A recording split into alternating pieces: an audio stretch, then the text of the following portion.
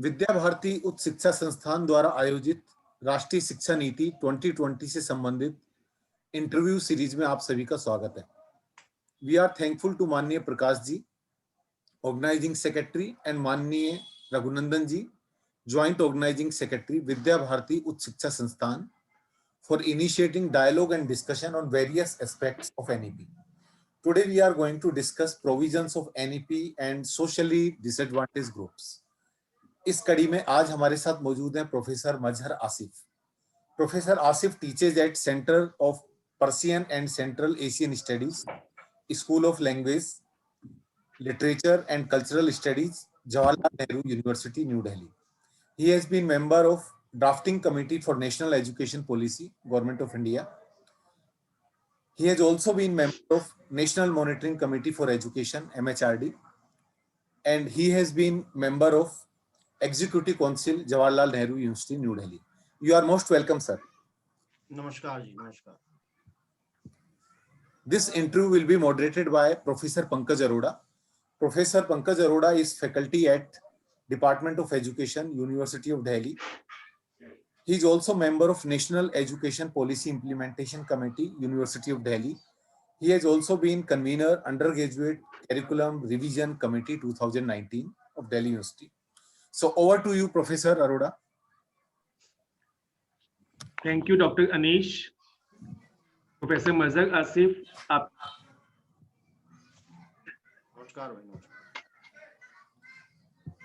I would like to start by complimenting Professor team for bringing out such holistic and Indian policy. We all understand that Professor age is largely with the domain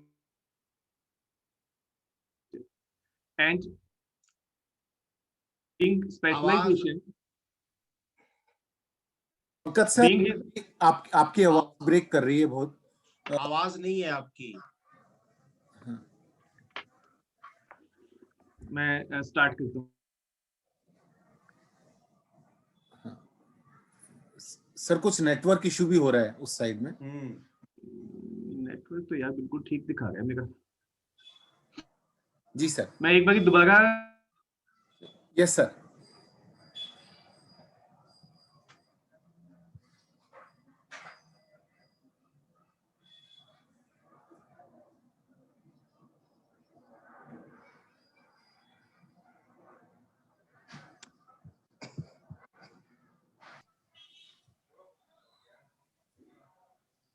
Yes, sir.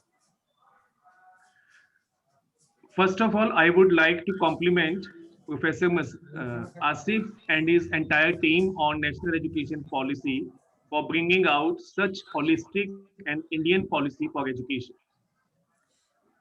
Sir, being an expert of language, literature, and culture, has done justice to most challenging task of setting it up in the right spirit without any substantial controversial issues. Minor issues, maybe some political or maybe some apprehensions we have seen, but largely policies aspect on culture, language, and literature has been well received by academia. Sir, we all understand that this was a marathon task which your committee has done.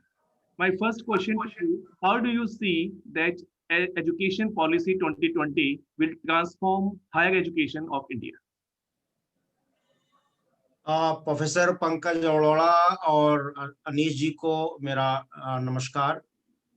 और मैं आपके जो प्रश्न है इसका उत्तर जो है, देखिए, किसी भी देश की तरक्की के लिए शिक्षा जो है बहुत ही जरूरी है.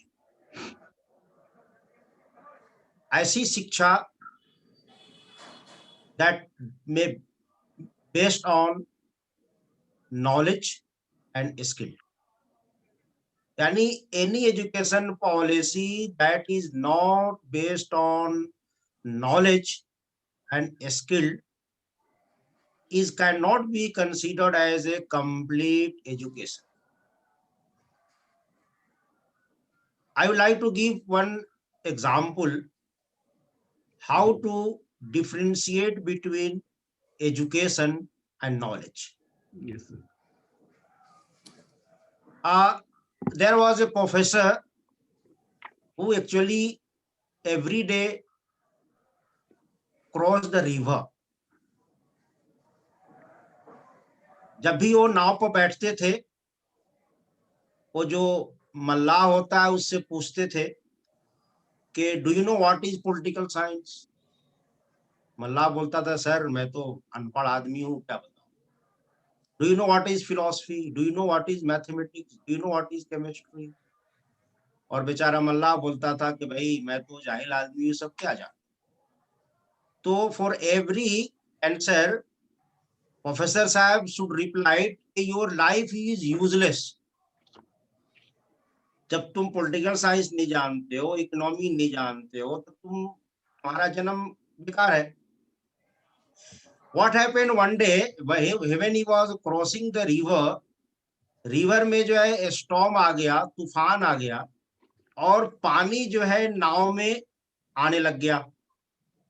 इससे पहले कि मल्लाह जो है नाव से पानी में जंप करे, मल्लाह ने प्रोफेसर साहब से पूछा सर आपको तैरना आता है। प्रोफेसर साहब ने कहा नहीं मैं तैरना नहीं जानता। तब मल्लाह ने कहा कि सर अब आपकी लाइफ जो है बेकार। What I am trying to convey to you is that whatever professor was asking about philosophy and political science and chemistry and mathematics, it was education. And what Mullah said to professor, it was a ज्ञान। हमारी जो परंपरा है वो शिक्षा पे नहीं है, ज्ञान पे केंद्रित। शिक्षा का मकसद होता है एक मर्यादा पुरुष उत्तम, जिसको हम कहते हैं एक ऐसे मर्द कामिल को बनाना, ऐसे समाज को गढ़ना जहां पर समाज के हर वर्ग के लोग अमन के साथ, शांति के साथ, खुशी के साथ, बगैर किसी भेदभाव के रह सके। ऐसी पॉलिसी ही देश हित में और समाज हित में हो सकती है। इस पॉलिसी के जरिए हमने पूरी कोशिश ये की है कि जो भी छात्र यहाँ पर आए वो सिर्फ नौकरी के लिए ना हो, बल्कि उसका mental, physical and spiritual development. When we talk about the physical development, then we talk about the extracurricular activity. पहले क्या था? पहले एक्स्ट्रा करिकुलर एक्टिविटीज था। Now henceforth every activity is included as course curriculum activity, no extra activity। NCC हो, NSS हो, painting हो, drawing हो, drama हो, गेम हो, स्पोर्ट्स हो, नाउ henceforth हमने इसको पार्ट ऑफ करिकुलम कर दिया for physical development of a student. Now come to the mental development. अभी तक क्या हो रहा है? अभी तक रूट लर्निंग हो रही है। बच्चे जो हैं वो पढ़ रहे हैं, रट रहे हैं और लाकर उसको एग्जाम में वोमिट करके लिख रहे हैं। हम ऐसा नहीं चाहते। अगर हम गुरु क्यों थे? Why India has been guru in education? इस वजह से थे कि हमारी जो शिक्षा पद्धति थी, चाहे वो पाठशाला की हो, चाहे गुरुकुल की हो, चाहे मकतब की हो, वहां बच्चे को आचार विचार, संस्कार, संस्कृति के द्वारा ही शिक्षा दी जाती थी। हम जो है चाह रहे हैं इस पॉलिसी में कैसे हायर एजुकेशन को जो है एक क्रांति लाएगा, वो ये लाएगा हम बच्चे को रूट लर्निंग से हटाकर एक्सपेरिमेंटल लर्निंग की तरफ ले जाए। बच्चे तो पढ़ रहे हैं कि they are taught about Shakespeare, they are taught about the Plato, they are taught about the Tulsidas, they are taught about the Rahib, but they could not understand what they wanted, what is their philosophy behind the poetry.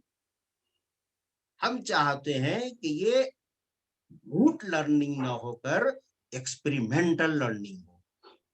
When we talk about the spiritual learning, spiritual learning जो है आदमी के पूरे व्यक्तित्व को निखारने के लिए बहुत ही जरूरी है. आज बच्चे जो है धर्म से अलग हो गए, आज बच्चे संस्कार से अलग हो गए, आज बच्चे संस्कृति से अलग हो गए. क्यों अलग हो गए? हम चाहते हैं कि हर बच्चे को उसकी जो है उसकी कैपेसिटी के हिसाब से शिक्षा दी जाए. आज हायर एजुकेशन में क्या है, हमने एक फील्ड बना रखी है. देखिए, क्रिकेट का अलग फील्ड होता है, फुटबॉल का अलग होता है, लॉन्ग टेनिस का अलग होता है, टेनिस का अलग होता है. जी. हम जो है पूरे स्टूडेंट को लाकर एक लाइन में खड़े करते हैं. उसमें एलिफेंट भी है, उसमें मंकी भी है, उसमें क्रोकोडाइल भी है, उसमें फिश भी है, उसमें टाइगर भी है, उसमें लायन भी है. ऐसे नहीं होगा. हर हर व्यक्ति का, हर बच्चे का, हर स्टूडेंट का एक उनकी अपनी एक पहचान है, अपनी शनाख्त है, उसकी अपनी एक मेंटालिटी डेवलपमेंट होती है, उसका एक फैमिली बैकग्राउंड है.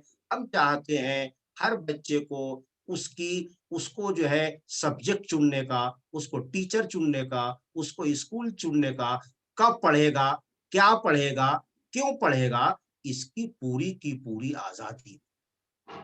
पहले वाले पॉलिसी को अगर हम देखेंगे तो हमने क्या किया था, हमने हायर एजुकेशन को लिमिट कर दिया, महदूद कर दिया. साइंस का है, ये आर्ट्स का है, ये कॉमर्स का है. First time what we have done that we have broken this hindrance. हमने पहली काम जो हायर एजुकेशन में हमने किया, we have given freedom to the student. चाहे का सब्जेक्ट चुनने. अगर एक स्टूडेंट फिजिक्स के साथ संस्कृत लेना चाहता है और संस्कृत के साथ मैथमेटिक्स लेना चाहता है, लेट देम टेक. हमारा कोई राइट नहीं बनता कि हम उनको रोकें. अगर कोई स्टूडेंट हिंदी के साथ फिजिक्स पढ़ना चाहता है तो लेट देम स्टडी. हमने क्या किया कि स्टूडेंट को पूरी आजादी दे दी. पेंटिंग ले, ड्राइंग लो, डांस लो, mathematics, physics, chemistry. This is the responsibility of the university and college to provide them name of each and every course and let the student decide वो क्या पढ़ेगा और क्या नहीं पढ़ेगा. ये जो कंसेप्ट है ये पूरे हायर एजुकेशन में क्रांति लाएगा. नंबर 1. नंबर 2, पहले अभी तक क्या था, अगर कोई बच्चा बीए पार्ट 1 के बाद उसको नौकरी मिल जाती है या फाइनेंशियल प्रॉब्लम है, सोशल प्रॉब्लम की वजह से अगर वो अपनी तालीम अपनी छोड़ देता है तो बेचारे का 1 साल जो है बर्बाद जाता था, नुकसान हो जाता.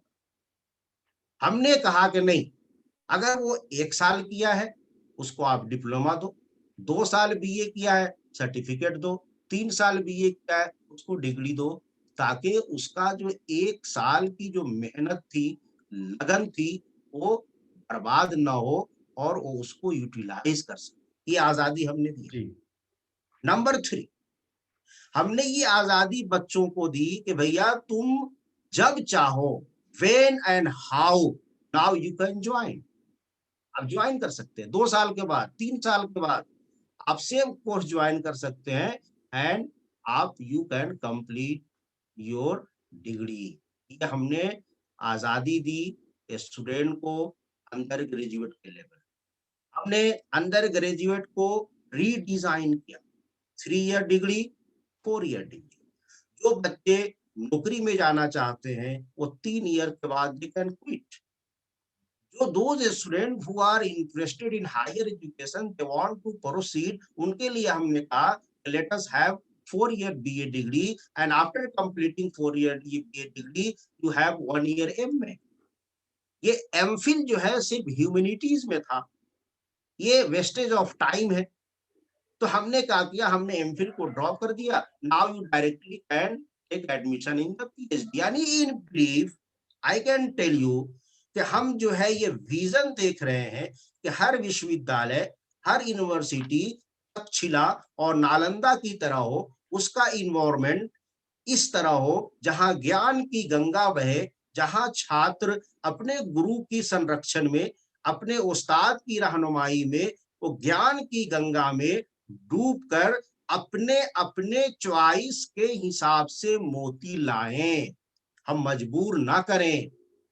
अगर कोई लड़का स्पोर्ट्स में अच्छा है, आप स्पोर्ट्स में जाने दीजिए। कोई लड़का फिजिक्स में है, let them go for physics. तो ये हम पूरा ओवरऑल स्ट्रक्चर चेंज करना चाहते हैं। अगर आप हमसे पूछेंगे कि कैसे ये करेंगे, उसकी सबसे अच्छी मिसाल है कि हमने स्टूडेंट की मेंटल, स्पिरिचुअल, फिजिकल डेवलपमेंट के अलावा we have given total freedom to student, subject चुनने का, यूनिवर्सिटी चुनने का और टीचर चुनने का। And the last, we have also categorised the universities and colleges. अभी तक क्या है? अभी तक हौच पौच है, रिसर्च भी है, टीचिंग भी है। हमने कहा कि ऐसे नहीं हो, बिकॉज आप जानते हैं कि अभी भी इतनी यूनिवर्सिटी होने के बावजूद भी we are lacking behind research. हमारा रिसर्च जो है, जो जो सोसाइटी को कुछ दे सके, ऐसा हमारा रिसर्च अभी तक नहीं है। हमारे पास आईआईटीज हैं। आईआईटी इस वजह से नहीं बनाया गया था कि इंजीनियर पैदा हो। आईआईटी इस वजह से बनाई गई थी ताकि वहां पर आला दर्जे का रिसर्च हो, वहां से साइंटिस्ट निकले, वहां से टेक्नोक्रेट निकले। लेकिन ऐसा हुआ नहीं। तो हमने पहला कैटेगरी ये किया कि दो दो रिसर्च बेस्ड यूनिवर्सिटी, जहां पर हम सिर्फ रिसर्च कराएंगे और कट टेस्ट वाला रिसर्च नहीं। ऐसा रिसर्च हो जो हमारे सोसाइटी के लिए, जो हमारे इकोनॉमी के लिए, जो हमारे सोशल स्ट्रक्चर को बनाने के लिए, और जो हमको आत्मनिर्भर होने के लिए, और जो हमको विश्व में गुरु बनने की तरफ जो है वो ले जाए। हम ऐसी रिसर्च की कामना करते हैं और ऐसी यूनिवर्सिटी की स्थापना करेंगे जहां पर सिर्फ रिसर्च हो। दूसरी यूनिवर्सिटी है जहां पर सिर्फ पठन पाठन हो, टीचिंग बेस्ड यूनिवर्सिटीज होगी, जहां पर सिर्फ हम टीचिंग का काम करेंगे, बच्चों को ज्ञान बेस्ड, नॉलेज बेस्ड और स्किल बेस्ड हम शिक्षा देंगे। अभी if you compare India with Germany, with Japan, with England, हम वोकेशनल में बहुत ही पीछे हैं। Only 5% our students are having vocational studies. सिर्फ 5%। जर्मनी में 80% है, जापान में अराउंड 85% है, यूएसए में अराउंड 70-75% है। Lagging behind. हम शिक्षा तो ले रहे हैं, लेकिन शिक्षा के साथ हमारे पास ज्ञान नहीं है। तो हम ये सब के लिए हम कहें कि नहीं, research based university, teaching based university and colleges. अभी आप जाइए किसी यूनिवर्सिटी में 300 कॉलेजेस, 400 एफिलिएटेड कॉलेजेस हैं। वहां पर कोर्स स्ट्रक्चर बनाना, उनका सिलेबस बनाना, एफिलिएशन करना, ये बहुत ही बड़ा काम है।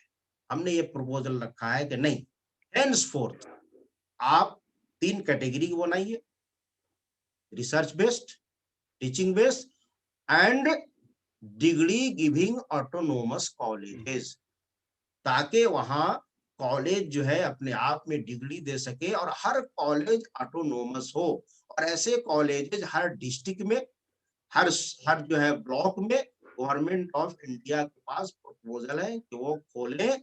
तो प्रोफेसर पंकज अरोड़ा जी, हम इस नीति के जरिए चाह रहे हैं कि पूरा हायर एजुकेशन को रीस्ट्रक्चर किया जाए, जो ज्ञान बेस्ड हो, जहां से बच्चे निकले तो एक अच्छा इंसान बन के निकले, उस उत्तम बन के निकले जिसकी बात से, जिसकी व्यवहार से, जिसके जो है एक्टिविटी से, जिसके जो है वो थिंकिंग से लोग जो है फायदा उठा सके, और लोग उससे उससे जो है फायदा उठाकर अपने जिंदगी में उसको इम्प्लीमेंट करने की कोशिश करें। This is our dream, how we wanted higher education to be developed in our country. Thank you, sir. very comprehensive answer, very comprehensive explanation how we see policy to transform education in India. बहुत सुंदर तरीके से आपने knowledge और education के संदर्भ को मल्लाह और एक प्रोफेसर की एग्जाम्पल के साथ समझाया। इसी के साथ एक बहुत अच्छा आपका एक्सप्लेनेशन था जो mental health, mental development, physical development और स्पिरिचुअल डेवलपमेंट को को करिकुलर एक्टिविटीज के साथ जोड़ता है। जो हमारी लर्निंग एक्सपेरिमेंटल बेस्ड होगी उसकी भी आपने हमें चर्चा की, और जो हमारे जो स्ट्रीम्स जिसको हम हार्ड सेपरेशंस का एक आधार मानते थे उसको तोड़ने का मुझे लगता है एज अ स्टूडेंट मेरा भी कभी सपना था कि मैं अपने ह्यूमैनिटीज के डिसिप्लिन के साथ साथ मैथमेटिक्स को कंटिन्यू करूं, लेकिन क्योंकि सिस्टम अलाउ नहीं करता था, लेकिन अब आने वाली पीढ़ी के लिए रास्ता आप लोगों ने खोला है। एमफिल के लिए, क्योंकि मैं स्वयं एक सोशल साइंसेज का स्टूडेंट हूँ, ह्यूमैनिटीज का, तो मैं बिल्कुल सहमत हूँ कि एमफिल की कतई आवश्यकता नहीं थी, और ये एक डिग्री एक बैरियर का काम करती है मोटिवेट करने के लिए स्टूडेंट्स को, बजाय वो उन्हें लगता है कि इतना रिसर्च किया, इतना एफर्ट डाला और अभी हमें पीएचडी फिर से करना है, तो क्यों नहीं उनको पीएचडी के लिए मोटिवेट किया जाए। रिसर्च को सोशल नीड्स के साथ जोड़ना और वोकेशनल एजुकेशन को प्रमोट करना, कुल मिलाकर अगर मैं आपकी बात जो समझा हूं तो ये पॉलिसी हमारे एजुकेशन सिस्टम को न सिर्फ रीस्ट्रक्चर करने का रास्ता खोलती है, रीडिफाइन करती है, बल्कि उसको एक नया विजन देने का भी काम करती है। जी, बहुत अच्छी आपने इसकी परिभाषा हमें समझाई। मेरा दूसरा सवाल आपसे, जी, शिक्षा में जो भाषाओं का मामला है उसमें प्राइमरी एजुकेशन में फाउंडेशन लिटरेसी की बात की गई है, मैं वहीं से शुरू करना चाहूंगा और फिर मैं इसको हायर एजुकेशन से जोड़ना चाहूंगा। हायर जो पॉलिसी में ECCE के under foundation literacy and foundation numeracy इन दो कॉन्सेप्ट्स हैं, तो फाउंडेशन लिटरेसी कैसे भाषाओं को जोड़ती है और भाषा संबंधी जो ज्ञान है, जो समझ है यंग बच्चों में, उसको कैसे एक नया रास्ता देती है? जी सर। जी, सर खुद आप एजुकेशन के प्रोफेसर हैं, आप जानते हैं कि जो सबसे जो बेस्ट पेडागोजी जो है वो है स्टोरी टेलिंग। Yes sir. और ये हमने ये भारतवर्ष में डेवलप किया है, कहीं भी नहीं, across the world nowhere in found that storytelling one of the best pedagogy in the world, and we have teach to the world. सबसे अच्छा होता है कि आप कहानी के जरिए किसी भी छात्र को जो नॉलेज देंगे वो बहुत ही अच्छा माना जाता है। ठीक है, अब देखिए, अब मैं आपने जो प्रश्न किया, अब उसको मैं एक स्टोरी के जरिए आपको मैं उसको एक्सप्लेन करने की कोशिश कर। ये देखिए, ये जो फाउंडेशनल जो कोर्स है जिसकी आप बात कर रहे हैं, अर्ली चाइल्ड केयर, ये आज भी है, लेकिन आज किसके लिए है? जो लोग शहरों में रह रहे हैं, जिनके पास पैसा है, जो मालदार हैं, वो तो आज भी अपने बच्चों को 3 साल होते होते गले में टाई लगाकर, बैग पीठ के ऊपर बैग लेके, अच्छा जूता मोजा पहनाकर वो प्राइवेट स्कूल में दे रहे हैं। ये बेचारे इससे वंचित कौन थे? Whose were the deprived? ये करोड़ों बच्चे जो बेचारे जियोग्राफिकली, सोशली डिसएडवांटेज ग्रुप के थे, ये बेचारे उससे वंचित थे। जी। ये आज भी है, ऐसा नहीं है कि 3 साल के बाद जो हमने पहली बार इंट्रोड्यूस किया है, ये आज भी है, लेकिन ये कुछ लिमिटेड लोगों के लिए ये हमने रखा हुआ है। फर्स्ट टाइम हमने ये सोचा कि ये, चूंकि देखिए ये पॉलिसी नहीं है, एजुकेशन पॉलिसी नहीं है। In the very first meeting we decided that this policy should be named as national education policy.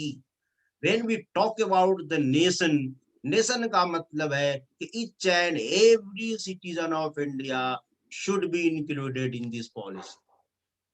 तो हमने पहली बार ये किया कि जो करोड़ों बच्चे जो ज्योग्राफिकल रीजन की वजह से, फाइनेंशियल रीजन की वजह से या डिसएडवांटेज सोशल ग्रुप होने की वजह से उनको अच्छे मौके नहीं मिल रहे थे, हमने उनको कहा कि अब जो है ये 3 साल के होते होते आप उनको आंगनबाड़ी जो था, वो आंगनबाड़ी को हमने कहा रेडी फॉर स्कूल, उसको हम स्कूल के लिए तैयार करें।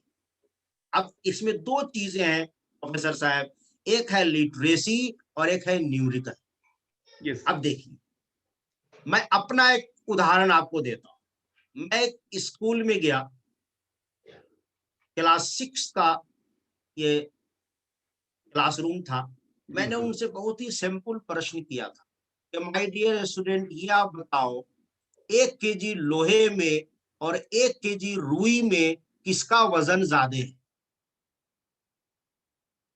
99% स्टूडेंट ने कहा कि सर ये पूछने की बात है, ऑब्वियसली लोहे का वजन ज्यादा है। ये देखिए, यहां से न्यूमरेसी आती है। देन मैं दूसरे ही स्कूल में गया, उनको मैंने कहा कि my dear student, go and open the window. एक क्लास 7 की स्टूडेंट बाहर गई, बाहर आने के बाद खिड़की खुला नहीं, वो मुझको बोलती है कि sir, window is Holi day from outside. I repeat, window is Holi day from outside. वो लड़की क्या कहना चाह रही है? वो लड़की ये खिड़की छुट्टी कहना पर चाह है। रही है कि सर, बाहर से खिड़की बंद है, चूंकि उसको हॉलीडे का मतलब बंद है। तो ये है लिटरेसी। हम बच्चों को ऐसी अगर लिटरेसी देंगे और ऐसे न्यूमेरिकल देंगे, आज क्लास 5 और 6 के बच्चे भी प्लस माइनस नहीं जान रहे हैं, उनको जो है ये सब चीज का ज्ञान नहीं है। इसलिए हमने ये सिस्टम एवॉल्व किया, जहां पर स्पोर्ट्स के माध्यम से, play based activities, experimental based activities, जहां लोगों को कलर की पहचान हो जाए, जहां लोगों को जो है अल्फाबेट की पहचान हो जाए, जहां लड़कों को जो है अंक की पहचान हो जाए, हमने ये शुरू किया। एंड यही जो फाउंडेशन है, इसका हमने नाम ही दिया फाउंडेशनल। क्यों दिया? क्योंकि ये बुनियाद है। ये बच्चे आगे बढ़ के क्या करेंगे, कहीं पर आपको उनकी बुनियाद मजबूत करनी होगी। अगर आप घर में जो है, अगर आप फ्लावर पॉट रखे हुए हैं या किचन गार्डन है, वहां पर जब आप सीड डालते हैं, तो सीड में कितना पानी जाएगा, कितना फर्टिलाइजर है, हफ्ता में कितने दिन पानी देना है, ये सब you have to do this. जितना आप पौधे का देखभाल करेंगे, वो पौधा उतना अच्छा से ग्रो करेगा, उतना अच्छा से वो फल देगा और उतना अच्छा से वो फूल देगा।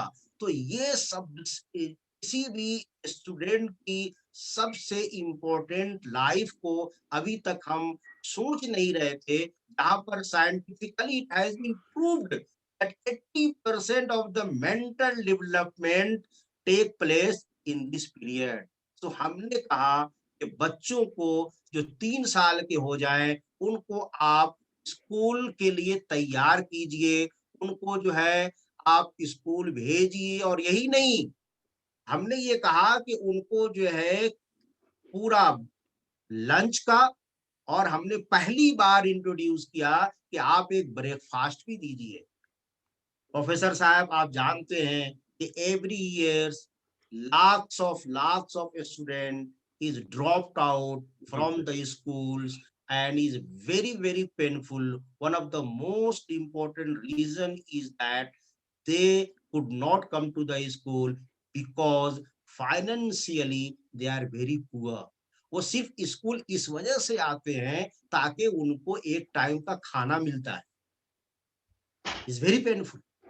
हमने देखा है, सभी हैव एक्सपीरियंस्ड। सो ये जो पीरियड है, इस पीरियड में हम चाहेंगे कि हर बच्चे को उसकी योग्यता के हिसाब से हम उनका मेंटल डेवलपमेंट करें, सोशल डेवलपमेंट करें, ताकि आगे चलकर एक अच्छा नागरिक बन जाए और वो हमारे देश को विश्व गुरु बनने में कंट्रीब्यूट करे। ये हुआ A part of your question. Now the B part is about the language. देखिए, यूएनओ ने, यूनेस्को ने, महात्मा गांधी ने, सबों ने ये कहा है कि हमारी जो शिक्षा है वो मातृभाषा में ही होनी चाहिए। मातृभाषा का मतलब सिर्फ क ख ग नहीं होता। एक भाषा जो है उसका एक इतिहास होता है, उसकी एक संस्कृति होती है, उसकी एक सभ्यता होती है, उसका एक खान-पान का सिस्टम होता है, एक ड्रेस का सिस्टम होता है, एक आर्ट है, कल्चर है, कला है। और हमारे भारतवर्ष में तो कहा जाता है कि कोस-कोस पर पानी बदले, 5 कोस पे वाणी। जी यानी कोस पे पानी बदल जाएगा और 5 कोस पर आपका वाणी, वाणी बदल यानी language, water, dress, food habit, everything is changed. Second important point, why the dropout rate is so high? एक तो है ड्यू टू फाइनेंशियल प्रॉब्लम। दूसरा प्रॉब्लम जो सबसे बड़ा प्रॉब्लम है, the first time we have understood is that what the teacher is teaching, a student is not getting it, and what the student is saying, teacher could not get it.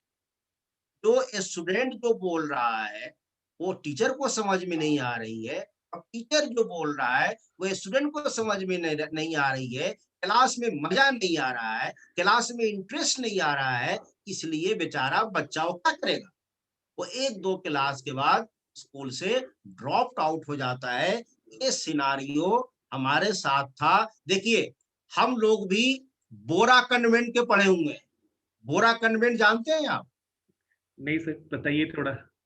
Bora convent ये होता है जहां बोरा बिछाकर पढ़ा जाता है। जी एक Italian convent होता है जहां ईटा पर रखकर लोग बच्चे पढ़ते हैं। जी जी जी जी तो ये गांव में हम लोग बोलते हैं बोरा बोरा कन्वेंट, कन्वेंट। Italian convent. ये जो बोरा कन्वेंट और इटालियन कन्वेंट जो है, जहां पर बच्चे क्यों नहीं आ रहे हैं, बिकॉज वो टीचर की बात नहीं समझ रहे।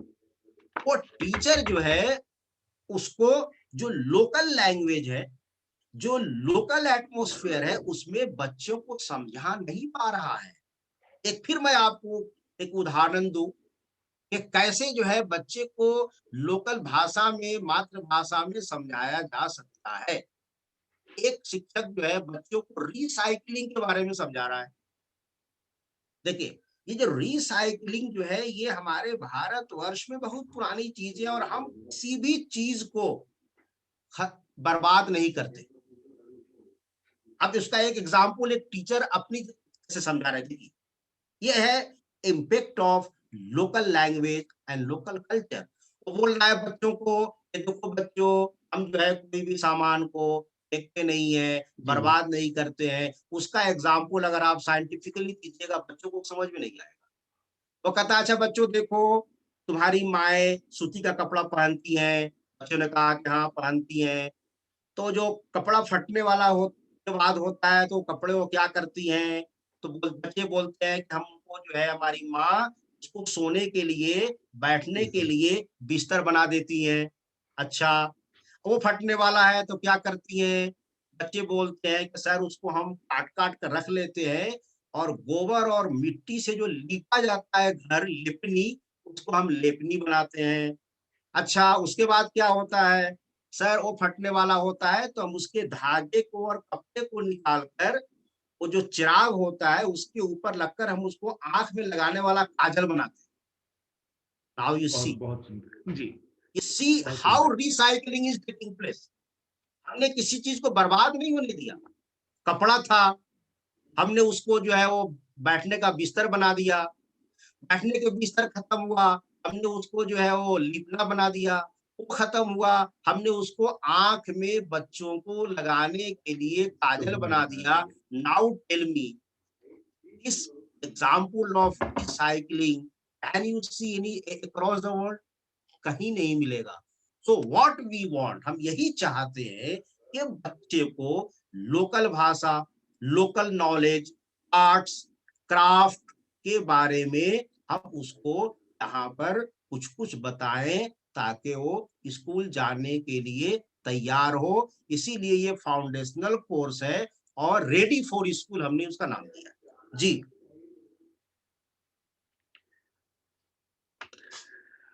आपकी बात से मुझे याद आ रहा है कि जी। जो हमारी नानी दादी हमें कहानी सुनाती थी और उन कहानी के माध्यम से जिस तरह संकल्पनाएं स्पष्ट होती थी, मूल्य हमारे पर्सनैलिटी का हिस्सा बनते थे और हमारा भाषा विकास होता था।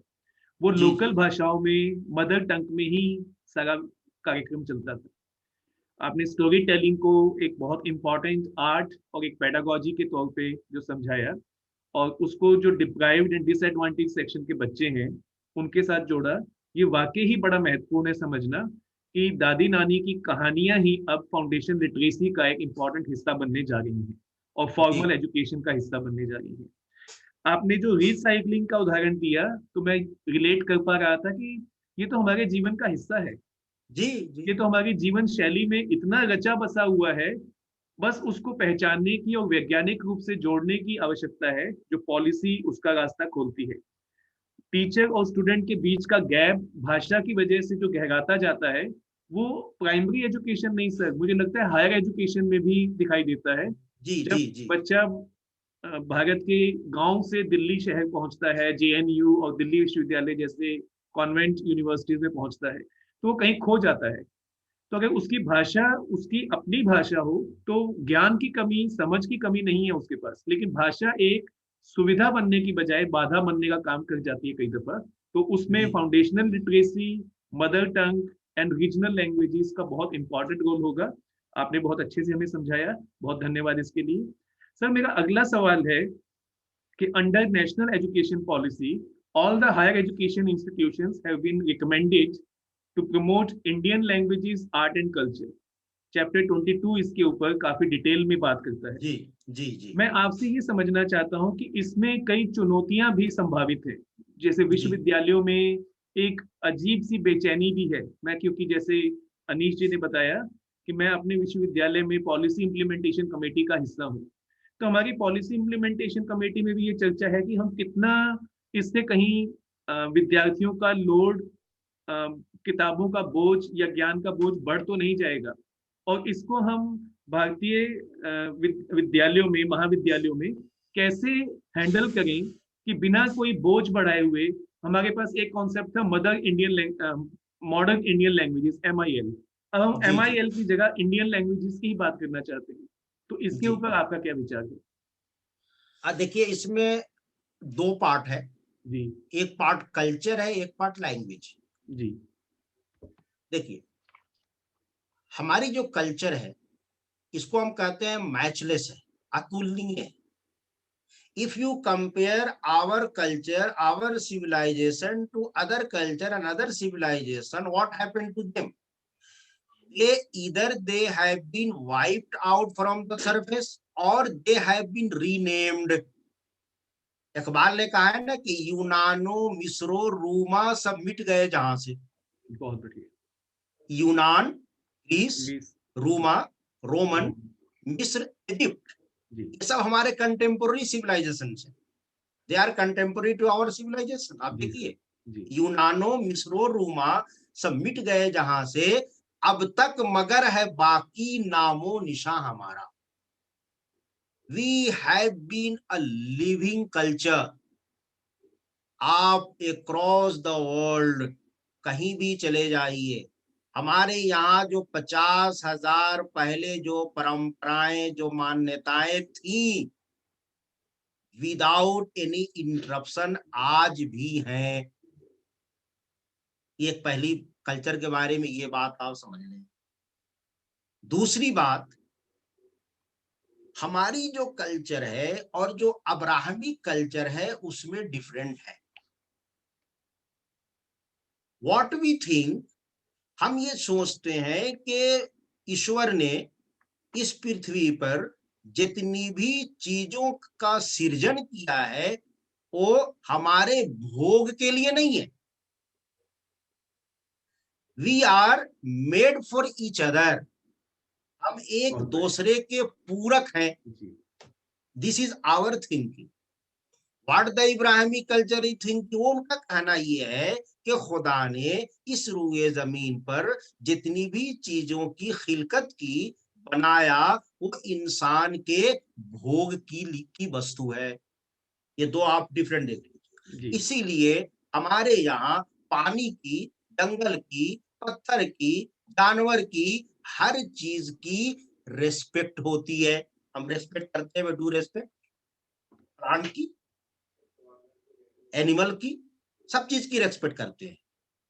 हमारे यहाँ भोग नहीं, हमारे यहाँ दोह की परंपरा है। ये भोग और दोह, दोह क्या है? हम गाय पालते हैं, गाय को खिलाते हैं और सुबह में हम दूहते हैं, ये दोह की परंपरा है। तो ये this is the basic difference between the our culture and the Ibrahimi culture. Now come to the part B of your question. देखिए, it is not a challenge. Each and every university is having department of language. जी But problem ये है, आपके यहाँ भी MIL department है। जी sir. आपके यहाँ what kind of research is going on in Assamese, Hindi वालों को पता नहीं है। And what is going on in the Hindi circle, Sanskrit वाले नहीं जानते। और what is happening in the Sanskrit, वो फारसी वाले नहीं जानते। And what is happening in Persian, वो फ्रेंच वाले नहीं जान रहे। तो हमने क्या किया है प्रोफेसर साहब, हमने जो है उनको कंपार्टमेंटल कर दिया है, कंपार्टमेंटल कर दिया। व्हाट वी वांट, हम ये चाह रहे हैं कि आपके यहाँ जो MIL है, उसी MIL में एटलीस्ट 22 लैंग्वेजेस का जो है कंपैरेटिव स्टडी हो। एज यू नो, हमारे यहाँ एज ऑफ नाउ 10,000 लैंग्वेजेस है इन इंडिया में। रविन्द्रनाथ टैगोर ने लिखा है कि India is jungle of language. 10,000 languages. If I give example of one state, there is a state called Arunachal Pradesh in the northeast. एक state में more than 100 लैंग्वेज बोली जाती है, nowhere in the world। तो हम कितना विविधता है हमारे यहाँ। So there is no any challenge. By chance you are a member there in our university. I am the chairman of the implementation committee of the North NEP 2020। So कोई challenge नहीं है इसमें। हमको जस्ट ये जो मानसिकता जो है ना, उसको चेंज करनी है। It depends on our mentality. Again मैं आपको एग्जांपल दूंगा, I am because you are from the education field. अब देखिए, अगर हम if you are sitting on the dining table और 1 kg आप शुद्ध घी का बोतल आपके डाइनिंग टेबल पर है, अगर उसमें खुदा ना खास्ते मक्खी पड़ जाती है, तो क्या करेंगे आप? अब पूरा घी को तो नहीं फेंकेंगे ना, नहीं। आप देखेंगे चारों तरफ कोई गेस्ट देख तो नहीं रहा है, ऐसे देख के धीरे से निकाल कर फेंक देंगे आप। लेकिन उसी डाइनिंग टेबल पर अगर चम्मच में 1 चम्मच शुद्ध घी है, उसमें अगर मक्खी पड़ती है, क्या बोलेंगे? अरे फेंको यार, इसको फेंको फेंको फेंको फेंको। तो it depends on your mentality, how do you perceived. कोई चैलेंज नहीं है, हमको जस्ट मेंटालिटी चेंज करना है और सिर्फ लैंग्वेज नहीं पढ़ाना है। This is our problem. हम लैंग्वेज का मतलब नहीं समझ रहे। यहाँ पर लैंग्वेज का मतलब होता है उसका कल्चर, उसकी संस्कृति, उसका फूड हैबिट, उसका ड्रेस कोड, उसका नियम, उसके पर्व त्योहार, ये सब आता है। तो what do we mean here from establish. हमने क्या किया, हमने कहा है कि केजी से PhD तक आप या तो 3 क्रेडिट का, 2 क्रेडिट का एक इंडियन कल्चर पे और लैंग्वेज पे आप एक ऑप्शनल कोर्स तो बनाइए। Let us develop optional course.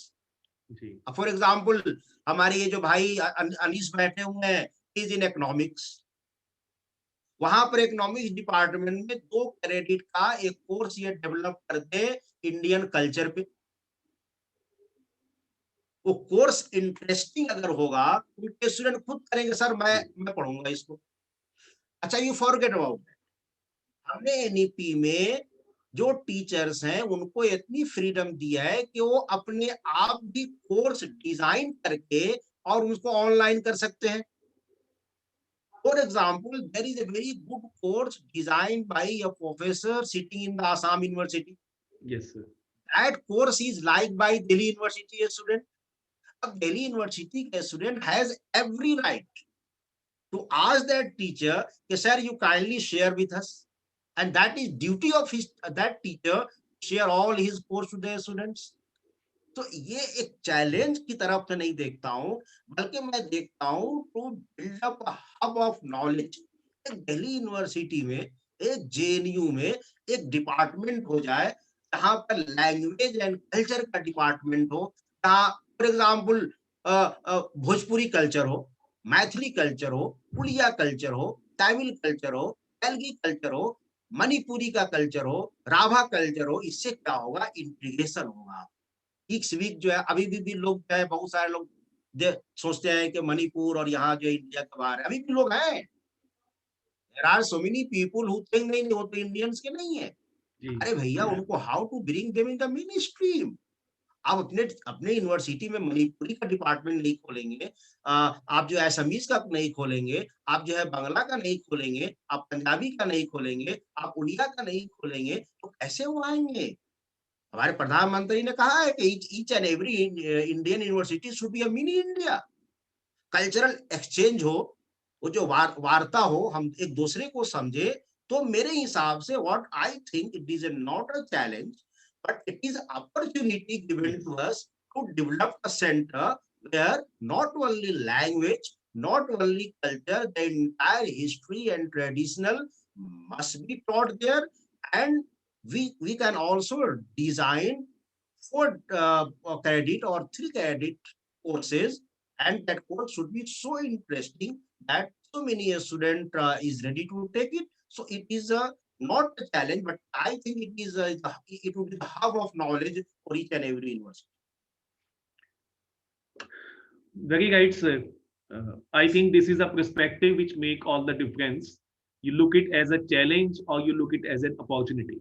And this policy is providing this opportunity to break those mental barriers that this department, French department, Sanskrit department, Arabic department, all these departments are already part of arts faculty Yes. in University of Delhi. So we need to know each other. We need to Yes. join hands to promote Indian languages in Indian culture and ethos. 22 भारतीय भाषाएं जो संविधान से मान्यता प्राप्त है, उनको हमें मॉडर्न इंडियन लैंग्वेजेस के साथ दर्जा देना होगा और उन पर बातचीत करना। और ये तो पॉलिसी ने कहा कि जी। लर्निंग को प्रमोट करना है, तो चाहे वो आसाम में एक भाषा प्रमोट की जाती है जो दिल्ली यूनिवर्सिटी में नहीं है, तो स्टूडेंट को वहां से क्रेडिट अर्न करने का मौका देती है पॉलिसी। जी तो जी जी बैरियर टूटेगा। जी, बहुत धन्यवाद सर। इसमें एक और मेरा अगला सवाल है कि जो पॉलिसी है ये इस तरह से देखती है कि जो हमारा एजुकेशन सिस्टम है वो इंडियन इथॉस के साथ ना सिर्फ एक ट्रांसफॉर्मेशन का काम करेगा इंडिया की सोसाइटी को, बल्कि जो नॉलेज हब है वो भी हायर एजुकेशन में प्रमोट होगा। इसको लेकर आने वाले दिनों में किस किस तरह के बदलाव आप समझते हैं कि भारतीय विश्वविद्यालयों को करने होंगे, या ये जो पूरी व्यवस्था है ये कैसे बदलेगी, इसका रास्ता कहाँ से खुलेगा? जी जी देखिए, हमारा हर गांव, हर कस्बा, हर ब्लॉक, हर डिस्ट्रिक्ट, हर स्टेट ट्रेडिशनल नॉलेज का हब है। जी सर, पूरी तरह सहमत हूँ मैं आपसे। आज भी आप गांव जाए, गांव में किसी आदमी से पूछे कि क्या टाइम है, आसमान में देखकर टाइम बता देगा। जी आज भी किसी किसान को पूछे कि अच्छा आज पूर्वइया हवा बह रही है तो बारिश होगी, पश्चिम हवा बह रही है तो बारिश नहीं होगी, तो उसको पता है। मैं खुद एक किसान का बेटा हूं। मैट्रिक तक हमको दवाएं नहीं दी गई, हमको दवा नहीं मिलती थी जी क्योंकि हमारे आसपास ही दवाएं हैं, हम जानते नहीं। हम लड़ रहे हैं कि ये पानी है, वो बोल रहा है वाटर है, वो बोल रहा है जल है, वो बोल रहा है आब है तो पानी। हमारे आसपास इतनी ज्ञान भंडार है, हमको पता नहीं। पेट में कितना भी दर्द हो, आप अमरूद का पत्ता या ज्वाइन खा लीजिए, पेट का दर्द ठीक हो जाएगा। आपके दांत में दर्द है, मस्टर्ड ऑयल और नमक से धो लीजिए, 5 मिनट के बाद दर्द खत्म हो जाता है। आपके आंख में प्रॉब्लम है, तो तीसी ग्रेन आता है, तीसी, उसको आंख में डाल लीजिए, 5 मिनट तक आंख बंद कीजिए, वो पूरा आपके आंख को सर्विसिंग करके अपने आप बाहर निकल जाएगा। आपके बदन में कहीं कट गया हो, खून बह रहा हो, गेंदे का जो पत्ता होता है उसका जूस लगा दीजिए, डोंट बिलीव, 1 मिनट के अंदर में वो फ्लो ऑफ ब्लड बंद हो जाएगा। ये क्या है सर? ये तो ज्ञान परंपरा है हमारी, हमने छोड़ दिया इसको, पता ही नहीं है हमको। हमको दर्द हो रहा है, हम डॉक्टर के पास जा रहे हैं, वो एलोपैथिक मेडिसिन लिख रहा है। तो हम क्या चाह रहे हैं? हम इससे ये चाह रहे हैं कि जो हमारी ट्रेडिशनल ज्ञान परंपरा है, ट्रेडिशनल नॉलेज है, that must be transferred to our next generation. हम नहीं करेंगे तो कौन ट्रांसफर करेगा? अगर मैं अपने बच्चों को ना बताऊं तो मेरे पिता ने जो मुझको बताया वो तो खत्म हो जाएगी परंपरा। तो ट्रेडिशनल नॉलेज का मतलब होता है मेडिसिनल प्लांट है, आर्ट्स एंड क्राफ्ट है, म्यूजिक है, फूड हैबिट है। आज देखिए हमारी बहुत, आज किसान लोग स्ट्राइक कर रहे हैं, हमारी बहुत सारी इंडिजीनियस ग्रेन खत्म हो गई। मैं अपने खुद यूनिवर्सिटी में बायोटेक्नोलॉजी के प्रोफेसर लोगों को बोलता हूँ कि भैया आप इतने बड़े-बड़े रिसर्च कर रहे हो, आप जो है मणिपुर में एक राइस होता है, काले रंग का होता है, आपने देखा है? नहीं सर, इस जी। देखा है, ऐसा अनीश ने देखा है। उसका गिर में चावल बनाएंगे ना तो एकदम ब्लैक होगा, black rice. 1000 varieties of rice are found in India. 189 varieties of lemon, 1000 varieties of bananas. ये बम्बू जो है, बम्बू कम से कम 30-35 डाइट ऑफ बम्बूज होते हैं। पता नहीं आप लोग जानते हैं कि नहीं जानते हैं, हार्ट डिजीज के लिए the best medicine is to take vegetable out of bamboo shoot. इस पर तो कोई रिसर्च नहीं कर रहा। मैंने यहाँ पर अपने प्रोफेसरों को कहा कि भैया ये जो काला राई जो मणिपुर में होता है, तुम इस पर रिसर्च क्यों नहीं करते कि हमारे दूसरी जगह भी हो जाए? There is one varieties of lemon in Assam, कहीं नहीं मिलता, उसको आप काटेंगे तो इलायची की खुशबू आती है, इलायची की खुशबू, लेमू खुशबू नहीं, इलायची की खुशबू आती है। उस पर आपने रिसर्च क्यों नहीं किया? There is a varieties of chili in Assam, उसको कहते हैं भूत जलुकिया, यानी आप उसको सिर्फ टच कर दें ऐसे तो आधा घंटा तक आपका हाथ बर्न करेगा, और ये कैंसर के लिए यूज हो रहा है। तो आप इस पर रिसर्च क्यों नहीं कर रहे हैं? हम चाह रहे हैं कि traditional knowledge should also become part of our syllabus. आपने जैसे कहा ना कि इसको मॉडर्न साइंस और टेक्नोलॉजी के साथ अटैच करना। आप वो ज्ञान परंपराएं कोई बेसलेस नहीं है, उनका तो बेस रहा होगा ना, ऐसे तो नहीं है। तो हम चाह रहे हैं कि हायर एजुकेशन में जहां पर साइंस हो, टेक्नोलॉजी हो, हमारी जो ट्रेडिशनल नॉलेज के साथ मॉडर्न साइंस, मॉडर्न टेक्नोलॉजी आ जाए। देखिए हमारे यहाँ तो आइडिया तो जरूर रहा होगा ना, ये जो हमारे हनुमान जी उड़कर गए, अरे भाई उड़ने का कंसेप्ट तो रहा होगा ना, तभी तो हवाई जहाज बनी ना। तो हम चाहते हैं कि हर यूनिवर्सिटी में जो हमारे इंडिजीनियस ग्रेन है, इंडिजीनियस वेजिटेबल्स हैं, इंडिजीनियस प्लांट है, forget about plant and vegetable, talk about the animal. आज आप even go to the village, आपको चाहिए कि हमको देसी गाय का आधा केजी दूध चाहिए, कुड फाइंड इट, नहीं मिलेगी आपको।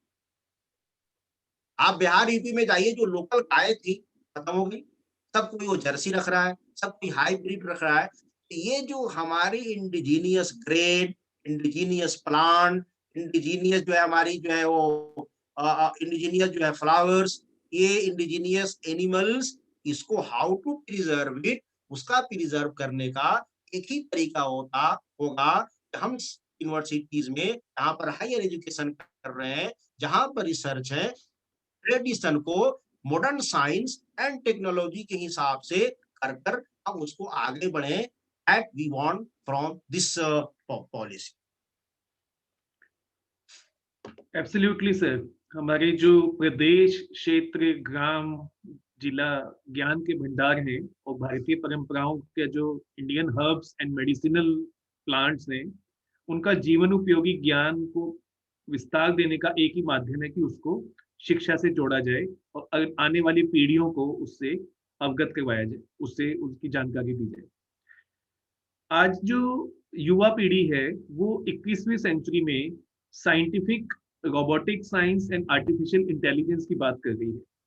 अब ऐसे में अगर हम इंडियन ट्रेडिशनल नॉलेज को भी साथ में लेके चलना चाहते हैं, चाहे वो भाषाओं का क्षेत्र हो या विज्ञान का या तकनीकी का, उसमें कुछ स्वाभाविक चिंताएं हैं कि हम भारत को पीछे तो नहीं लेके जा रहे। तो जो ये चिंताएं हैं, ये एक शिक्षा का विद्यार्थी होने के नाते मेरी समझ तो कहती है कि ये चिंताएं निरर्थक हैं। लेकिन पॉलिसी में जब इन चिंताओं को आपने एड्रेस किया, उन पर बातचीत की, तो क्या समझ है कैसे हम इसको 21वीं सेंचुरी की robotic science, modern education, modern knowledge के साथ आगे बढ़ाते हुए अपनी जो भारतीय ज्ञान परंपरा है इसको साथ लेके चल सकते हैं? क्या इसके लिए कुछ नए कोर्सेज इंट्रोड्यूस करने होंगे या स्ट्रक्चर में कुछ बदलाव लाना होगा? इसके ऊपर आप क्या कहना चाहेंगे? देखिए, महात्मा गांधी ने एक पॉलिसी का सपना देखा था, उसको उन्होंने कहा था नई तालीम। जी। महात्मा गांधी ने एक नई तालीम की पॉलिसी शुरू की थी, और नई तालीम क्या था? उसी नई तालीम को हमारे माननीय प्रधानमंत्री ने कहा स्किल्ड बेस्ड एजुकेशन। आपने जो अभी बात किया उससे हम क्या चाहते हैं? देखिए, कोई रोबोट या आर्टिफिशियल नॉलेज या कोई इस ग्रह पे जा रहा है, ये इसका एक बेसिस है। वो बेसिस जब तक कि आप नहीं समझेंगे, जेनेसिस जब तक कि आप नहीं समझेंगे, आप ग्रह पर नहीं जा सकते। आप जो है मॉडर्न साइंस और टेक्नोलॉजी का इस्तेमाल उसी वक्त तक कर सकते हैं जब तक कि आप उसके बेसिक चीज को नहीं जानते। हमारे बच्चे जो हैं, आजकल के बच्चे, ये हम कौन है, ये नहीं जानते। जी। हमारी फाउंडेशन क्या है वो नहीं जानते। आप जो है, आज मैं आपको कह रहा हूं कि आप अपने क्लास में बच्चों से ये पूछिए, तो जो हमारी जो है ओखर, मुसरी, सिकहर, ये सब चीजें क्या है, आपको म्यूजियम में ले जाना पड़ेगा उनको दिखलाने के लिए। ये हमारी परंपरा है। जाता, ढेकी, ये सब क्या है? ये सब हम इस पॉलिसी से कुछ नहीं चाहते। हम ये चाहते हैं कि हर बच्चा जो क्लास में जाए, वो जब 10+2 के पास बाहर निकल जाए, तो कम से कम उसके हाथ में एक एक स्किल्ड हो, एक आर्ट हो, एक कला हो। कला का मतलब सिर्फ कारपेंटरी नहीं, कला का मतलब सिर्फ सोनार का काम नहीं, सिर्फ लोहार का काम नहीं, सिर्फ घड़ी बनाने का काम नहीं, सिर्फ टी बनाने का काम नहीं। फैशन डिजाइन भी एक कला है, म्यूजिक भी एक कला है, मेडिसिनल प्लांट का ज्ञान भी एक कला है, इंजीनियरिंग का ज्ञान भी एक कला है। तो हम इसको वोकेशनल स्टडीज से जोड़ना इस वजह से चाह रहे हैं ताकि बच्चा अपनी पैर पर खड़ा रह सके। अगर वो बच्चा अपनी पैर पे खड़ा नहीं रहेगा, तो फिर वो उसको नहीं वो अच्छी तरह से लाइफ में सेटल हो पाएगा, और नहीं वो अपनी जिंदगी से पूरी तरह से मुतमईन हो पाएगा। हम चाह रहे हैं कि हर बच्चा को एक एक कला उसके हाथ में हो, और वो नौकरी पाने की होड़ में जो लगा है, वो खुद दूसरे को इस हालत में पहुंच जाए, खुद दूसरे को नौकरी दे। ये हम इस वोकेशनल ट्रेनिंग से और स्किल एजुकेशन से और ज्ञान परंपरा से और ट्रेडिशनल नॉलेज से हम ये चाहते हैं कि हर छात्र को एक ज्ञान आधारित और एक स्किल बेस्ड एजुकेशन मिले। हेलो, जी सर। लगता है कि आप लोग डिस्कनेक्ट हो गए। नहीं नहीं नहीं सर। हैं? सर, एक प्रश्न मेरे जहन में था और जी मैं पूछना भी चाह रहा था,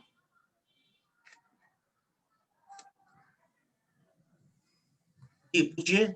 इस एजुकेशन सिस्टम के बारे में, इस नई पॉलिसी में एक जी बात कही जा रही है, काफी क्रिटिसिज्म कुछ न्यूज़पेपर आर्टिकल्स में आए जी कि माइनॉरिटीज को ये एजुकेशन जी इंक्लूड करती है, ये नई पॉलिसी, या नहीं कर पाती है, जी। या काफी हिस्सा इग्नोर हो गया है माइनॉरिटीज के लिए। देखिए, हमने पहले आपको कहा था कि ये राष्ट्रीय नीति है। हम भारतवर्ष के हर शहरी, चाहे वो माइनॉरिटी से हो, चाहे एसटी एससी से हो, चाहे ओबीसी से हो, हर आदमी का ध्यान हमने इसमें रखा है। अब चूंकि आपका प्रश्न माइनॉरिटी स्पेसिफिक है, तो मैं आपका उसका उसी हिसाब से जवाब दे रहा हूं। देखिए, हमने सबसे पहली बात जो इसमें की है माइनॉरिटियों के लिए, वो ये है, हमने यहाँ पर स्पेसिफिकली लिखा है कि those districts, those blocks, minority dominated blocks and district में जो है वहां पर केंद्रीय विद्यालय, नवोदय विद्यालय और सर्वोदय विद्यालय और महात्मा गांधी विद्यालय, आप 4 विद्यालय को खोलना ही है। नंबर 1 हमने किया है, कभी भी नई पॉलिसी में हुआ था। Now it is our responsibility to find out which district is dominated by the minority pockets.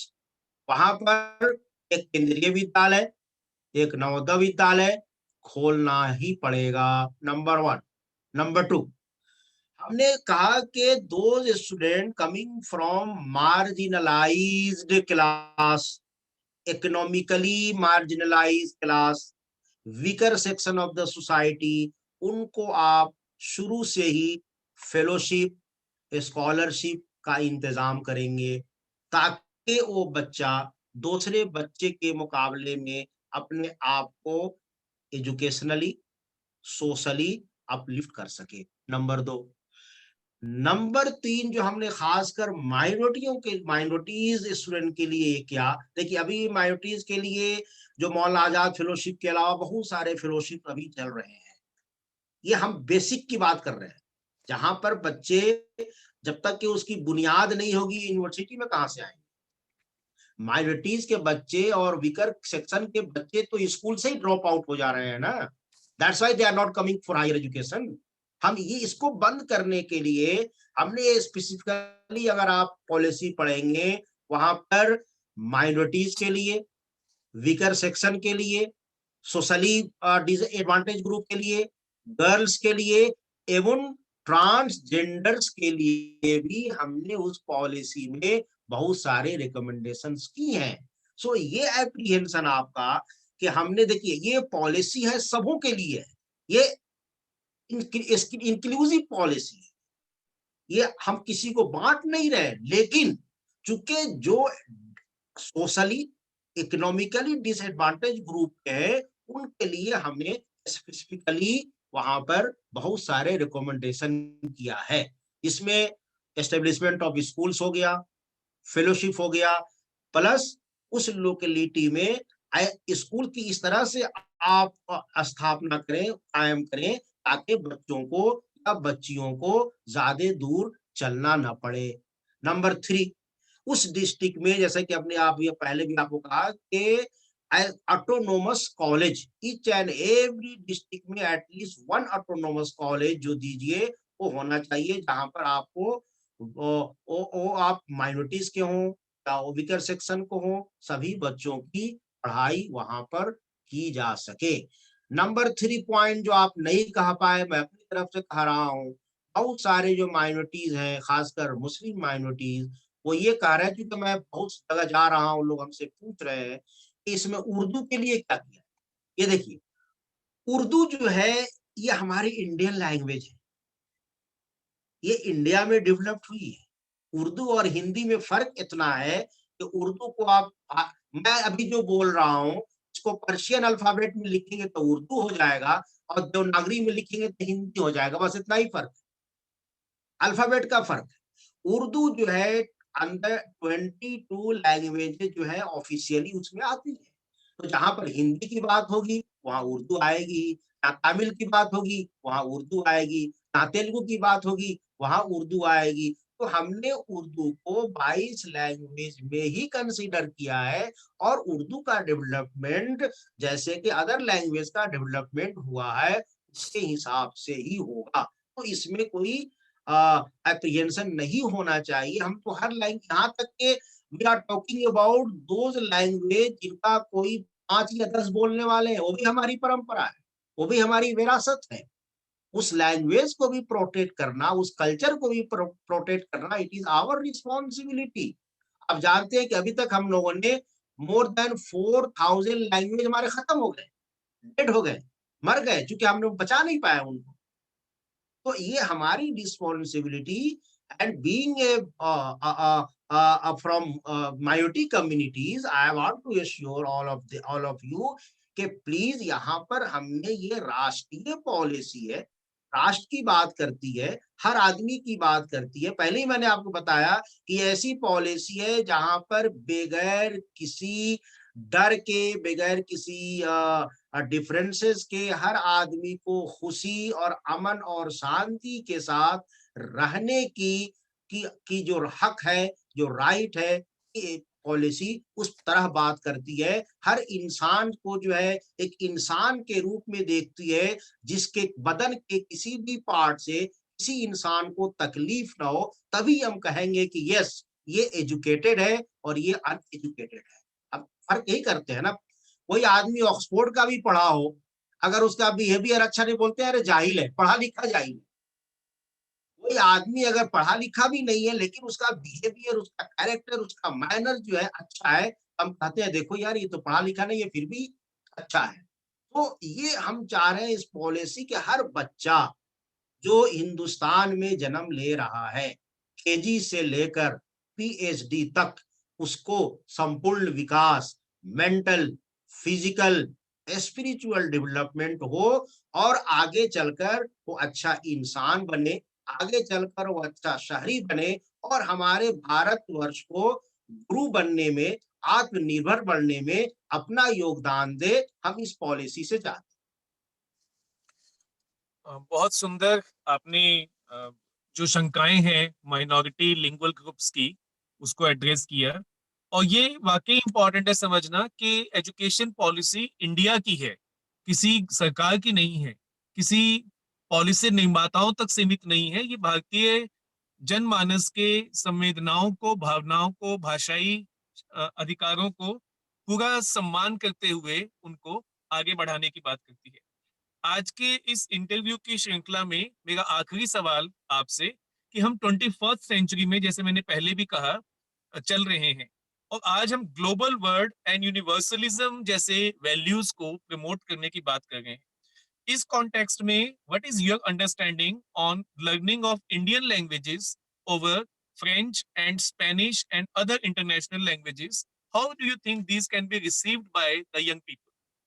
Okay, before I come to your question, I want to share one data. जी सर। दुनिया की जितनी भी country है जहां से लोगों को सबसे ज्यादा जो नोबेल अवार्ड मिला है, आप अगर उस कंट्री को देखे तो उनकी जो जो मीडियम ऑफ जो लर्निंग जो है वो उनकी मदर टंग है। पूरे वर्ल्ड का आप देख लीजिए, नंबर 1। नंबर 2, ऐसे कंट्री जहां से कोई भी नोबेल प्राइज विनर नहीं है, उनकी जो मीडियम ऑफ लर्निंग जो है वो इंग्लिश है। ये डिफरेंस देखिए। हम क्या चाहते हैं, हम हमारे पास हमने लैंग्वेज को 3 कैटेगरी में डिवाइड किया है। 1, 22 languages recognized by our constitution, जी ठीक है, number 1। Number 2, classical languages, Oriya, Tamil, Telugu, Pali, Persian, Prakrit. Number 3, foreign languages. देखिए, हम जो है we are not in favour of imposing any language और एनीवन, ये हम सोच भी नहीं सकते। इंडिया जैसे मुल्क में जहां पर 5 कोस पर एक लैंग्वेज चेंज होता है, वी कैन नॉट इम्पोज, बल्कि we can not even imagine of imposing one language और अनदर। हम ये चाहते नहीं है, लेकिन हम क्या चाहते हैं? हम ये चाहते हैं कि हम जो है कट पेस्ट ना करें, हम सोचें तो अपनी मात। देखिए, मैं अभी जो बोल रहा हूं, I am thinking in my mother tongue, my mind is translating my mother tongue to the Hindi which I am speaking to you. आप भी हमारे भाई अनीश और प्रोफेसर अरोड़ा साहब जब सपना देखते हैं तो क्या अंग्रेजी में देखते हैं क्या? अरे भाई, सपना तो अपने मातृभाषा में ही देखते हैं ना। हम सोचते हैं अपनी मातृभाषा में, सपना भी अपनी मातृभाषा में देखते हैं। तो हम देखिए, जो बच्चे, जिस बच्चे की मातृभाषा अगर बहुत ही अच्छी हो, वो किसी भी लैंग्वेज को इजीली ग्रैस्प कर सकता है। देखिए, मेरी मातृभाषा ना उर्दू है, मेरी मातृभाषा ना हिंदी है, मेरी मातृभाषा ना असमीज है, मेरी मातृभाषा ना भोजपुरी है, लेकिन जिस लैंग्वेज का ही मैं नाम लिया हूं, मैं अपने मातृभाषा की तरह यूज कर सकता हूं। क्यों कर सकता हूं? बिकॉज मेरी जो ज्ञान है वो हमारी मातृभाषा में दी हुई, और मैं I am very very strong in my mother tongue. तब जाकर मैं पर्शियन सीख लिया, पश्तो सीख लिया, अरबिक को सीख लिया। तो एक आदमी जो अपनी मातृभाषा के बेसिस पर 7 लैंग्वेज सीख सकता है, तो हम ये नहीं कह रहे थे। इसीलिए हमने कहा, देखिए, इसमें जो है हमारे स्टूडेंट के लिए हमने कहा 22 लैंग्वेजेस है, मदर टंग है, क्लासिकल है, बट हमको जो है क्या चाहिए? हमको हमारे बच्चों के लिए भी तो फ्यूचर के लिए सोचना है ना। हमने स्पेसिफिकली कहा है फॉरेन लैंग्वेज के लिए कि to establish international international level institute of translation and interpretation. क्यों कहा है हमने? इसलिए कहा है ताकि हम जो है, देखिए, बच्चों को अभी तक हम, अगर बच्चे का एक भी स्किल हम उभार लें, देखिए, तेंदुलकर के अंदर खेल की क्षमता थी, तेंदुलकर बन गया। अमिताभ बच्चन के अंदर कला की क्षमता थी, अमिताभ बच्चन हो गए। हम इस पॉलिसी से हम क्या चाह रहे हैं? अगर आप मुझसे पूछे कि आप इस पॉलिसी का ड्रीम बताइए, पॉलिसी का ड्रीम ये है कि हम हर बच्चा की जो अंदर छिपी हुई कला है, उस कला को उभारना चाहते हैं, और कुछ नहीं।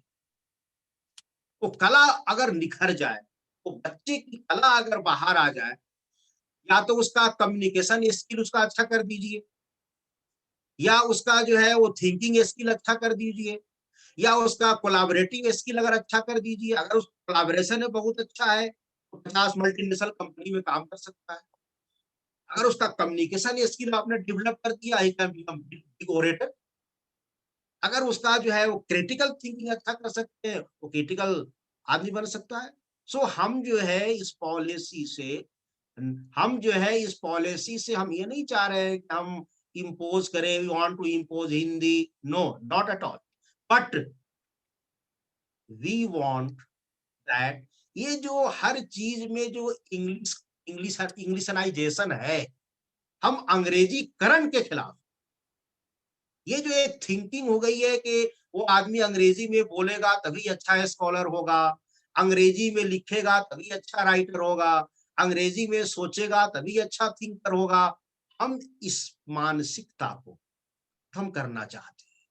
हम चाहते हैं कोई उड़िया में बोले तो लोग समझे, हम चाहते हैं कोई तेलुगु में ही बोले तो लोग समझे, हम चाहते हैं कोई असमीज में बोले तो समझे, उसकी थिंकिंग को समझे, उसकी आइडियोलॉजी को समझे, उसके फिक्र को समझे, ना कि उसकी लैंग्वेज को समझे। तो हम ये French, Spanish must be taught, English must be. हम नहीं करेंगे इंग्लिश नहीं पढ़ाना है, हम नोवेयर हैव सेड इंग्लिश नहीं पढ़ाना है। हमने कहा है कि मदर टंग में पढ़ाना है, उसके साथ साथ आप जो लैंग्वेज स्टूडेंट पढ़ना चाहे वो पढ़ सकता है, लेकिन आपका फ्रेंच, आपका रशियन, आपका जर्मन, आपका जापानीज उसी वक्त तक अच्छा होगा when you are good in your mother tongue. Mother tongue का आपका ग्रामर स्ट्रक्चर अगर अच्छा है, उसका सेंटेंस मेकिंग अगर अच्छा है, वोकेबलरीज आपकी अच्छी है, तो आप किसी भी लैंग्वेज को इजीली सीख सकते हैं। सो what I perceive and what I think and what is my perception about this, that we are not against of teaching, learning any language. All language are equal. All languages are important. But we want that the bunyad, the foundation of teaching and learning must be based on our mother tongue, mother in local culture, traditional knowledge, so that the foundation अगर अच्छा है तो उसके ऊपर हम अच्छी इमारत भी, अच्छी बिल्डिंग भी बना सकते हैं। शायद ये बात मैं भी नहीं जानता था, मैंने कभी ध्यान नहीं दिया कि नोबेल प्राइज जीतने वाले जितने विभूतियां हुई, उनमें ज्यादातर लोगों का अपना अपना अपनी अपनी भाषाओं में ही अध्ययन जी। अध्यापन हुआ, और उसी से जो विश्वास, जो नई रिसर्च हुई, उस रिसर्च का परिणाम था कि उसे विश्व ने पहचाना और उसको एक्नॉलेज किया। सर, हमारा जो फॉरेन लैंग्वेजेस की तरफ कोई परहेज नहीं, हम सभी भाषाओं को समान मानते हैं। ये मुझे लगता है अपने आप में यूनिवर्सलिज्म के जो यूनिवर्सल कॉन्सेप्ट को, जो वसुधैव कुटुंबकम की जो भावना है, उसको प्रमोट करने की दिशा में एक सार्थक प्रयास है।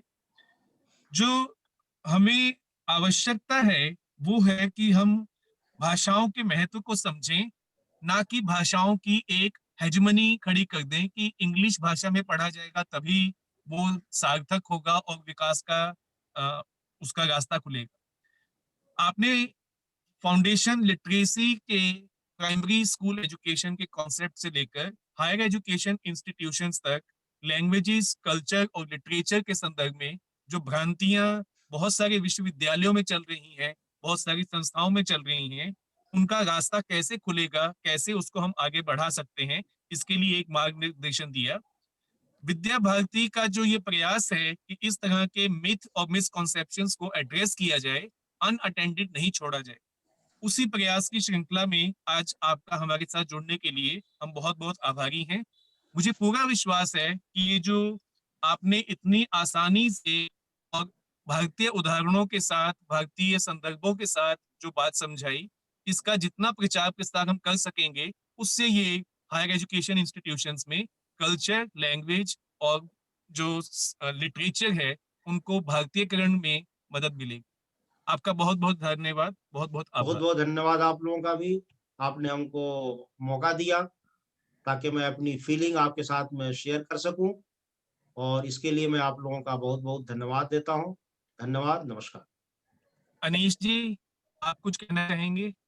बस सर, मैं भी सर को धन्यवाद ही देना चाहता हूँ कि जी, thank you so much sir for such an insightful interview and sparing time from your busy schedule. And I would also like to thank Professor Arora for beautifully moderating this session. Thank you. Yes yes yes, thank you, नमस्कार। नमस्कार।